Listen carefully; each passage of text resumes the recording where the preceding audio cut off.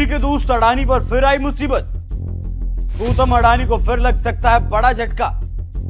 आंध्र प्रदेश में अडानी की डील रद्द हो सकती है। चंद्रबाबू नायडू डील रद्द करने पर सोच रहे। अगर यह हुआ तो मोदी सरकार गिर सकती है।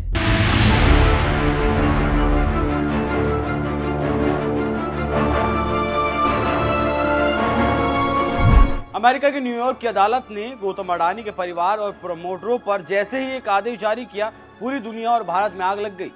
केन्या, ऑस्ट्रेलिया से लेकर भारत में अडानी को लेकर खबरें धड़ाधड़ चलने लगी और अडानी इस धोखाधड़ी पर सफाई भी देने लगे। लेकिन शेयर बाजार से लेकर राजनीतिक गलियारे में घमासान तेज हो गया और यह आग संसद सत्र तक पहुंच गई। विपक्ष संसद में अडानी मुद्दे पर बात करना चाहता है, लेकिन सरकार इस मुद्दे पर बोलने से इनकार कर रही है, जिसका नतीजा ये हुआ कि सदन चल ही नहीं रहा। अब एक बार फिर अडानी का मामला गर्म हो गया। कारण है आंध्र प्रदेश की सरकार। अडानी पर हमलावर कांग्रेस ने कोई कोर कसर नहीं छोड़ी और मोदी को लपेटकर अडानी को घेरा। ऐसे में अब एक खबर आ रही है कि केंद्र सरकार में सहयोगी टीडीपी अपने यहां से अडानी की डील रद्द कर सकती है, लेकिन केंद्र में सहयोगी चंद्रबाबू नायडू असमंजस्य में पड़ गए। ऐसी अब खबरें धड़ाधड़ चलने लगी कि नायडू अब क्या करने वाले हैं। क्या डील रद्द करेंगे या डील जारी रखेंगे? जो अमेरिका में सोलर एनर्जी को लेकर आरोप लगा है, उसके मुताबिक अडानी ने भारत में सोलर एनर्जी से जुड़ा कॉन्ट्रैक्ट हासिल करने के लिए भारतीय अधिकारियों को घूस दिया और ये घूस तकरीबन 2200 करोड़ रुपए थी। ये घूस आंध्र प्रदेश में भी कॉन्ट्रैक्ट हासिल करने के लिए राज्य के अधिकारियों को दी गई और ये 1750 करोड़ रुपए की घूस है। जब ये सौदा हुआ तब उस समय राज्य में वाईएस जगनमोहन रेड्डी की सरकार थी। तो आप समझ गए होंगे कि क्या मामला है और इस वक्त नायडू के दोनों हाथों में लड्डू है ताकि केंद्र की मोदी सरकार से निगोशिएशन किया जा सके।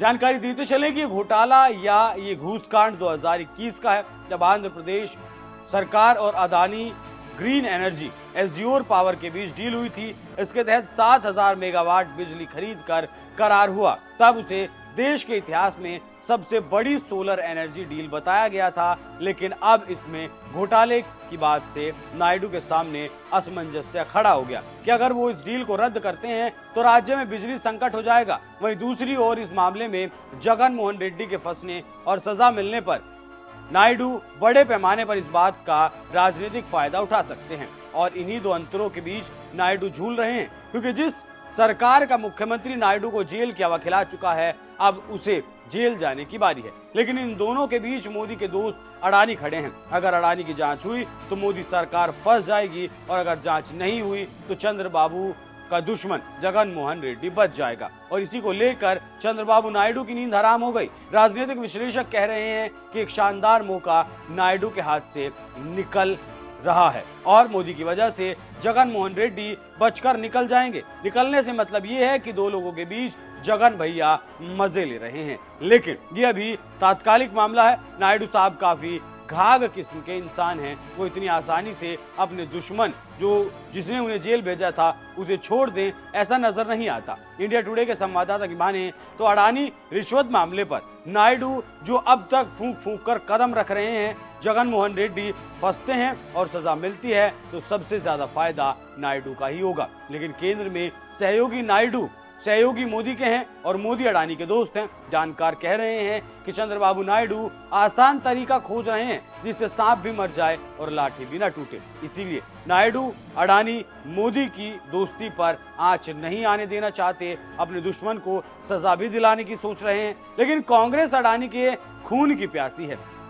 दिल्ली के जानकारों की माने तो नायडू वेट एंड वॉच की राजनीति कर रहे हैं। देखना होगा आगे क्या होता है और कैसे नायडू अपने दुश्मन को सबक सिखाते हैं, कैसे मोदी अडानी की दोस्ती को बरकरार रख पाते हैं।